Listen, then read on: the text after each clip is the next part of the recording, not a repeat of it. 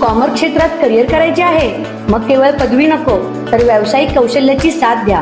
2017 पासून विद्यार्थ्यांच्या उज्ज्वल भविष्यासाठी कार्यरत असलेली एक विश्वासार्ह संस्था श्रद्धा ज्युनियर कॉलेज ऑफ कॉमर्स. अनुभवी प्राध्यापकांकडून मिळणारे कोचिंग विद्यार्थ्याला चार्टर्ड अकाउंटंट होण्याच्या स्वप्नाकडे यशस्वीपणे घेऊन जाते. सीए फाउंडेशनचे परिपूर्ण मार्गदर्शन, करंट अफेअर्स आणि इव्हेंट मॅनेजमेंट याचे प्रॅक्टिकल नॉलेज व व्हरायटी ऑफ ऍक्टिव्हिटीज यावर विशेष भर. अभ्यासासाठी अत्यंत पोषक आणि शिस्तबद्ध वातावरण, अद्ययावत माहिती आणि वैयक्तिक लक्ष. बदलत्या जागतिक अर्थव्यवस्थेसोबत अपडेट राहण्यासाठी विद्यार्थ्यांचे सक्षमीकरण.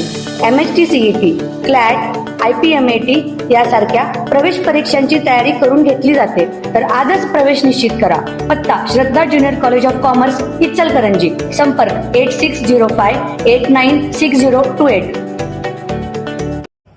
नमस्कार, मी सद्दाम सिमुल्ला. आपण पाहतात SM नेटवर्क पुस्तक पीपल मराठी. चला तर पाहूया आजची ठळक घडामोडी. सांगोला सोलापूर हायवेवरील दरोडा प्रकरणी इचलकरंजीमधील एकास जामीन मंजूर. ॲडव्होकेट रियाज बांडार. दिनांक 21 मार्च 2026 रोजी गांधीनगर येथील व्यावसायिक हे त्यांची पत्नी व ड्रायव्हर समवेत त्यांचे चारचाकी वाहनाने लातूर येथे जात असताना रात्रीची सुमारास सांगोला सोलापूर ब्रिजच्या पुढे महिंद्रा थार कंपनीचे नंबर प्लेट नसलेले काळ्या रंगाचे वाहन त्यांचे वाहनाच्या आडवे मारून सदर वाहनामधील 5 इसमांनी फिर्यादीस शिवीगाळ व जीवे मारण्याची धमकी देऊन भीती घालून फिर्यादीचे वाहनाचे डिकीमध्ये ठेवलेली रक्कम दरोडा टाकून काढून घेतले. प्रकरणी फिर्यादीने सांगोला पोलीस ठाणे तेथे भारतीय न्याय संहितेचे कलम 309, 4, 310, 2, 3 व 5 अन्वये दरोड्याची फिर्याद दाखल केली होती.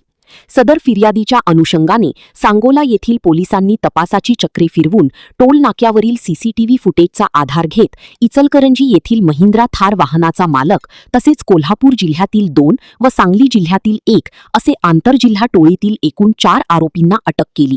त्यातील एक आरोपी अद्याप फरार आहे. अटक आरोपींना सांगोला येथील न्यायालयात हजर केले.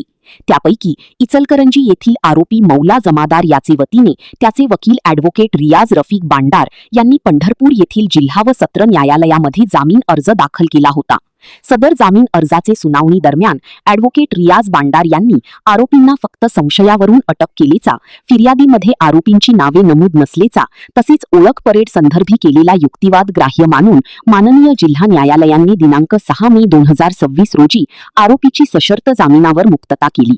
सदर कामी ॲडव्होकेट रियाज बांडार यांना advocate Yasin Pendhari, advocate Sachin Korvi, advocate Zaid Mulla, Aziz Nadaf यांनी सहकार्य केले.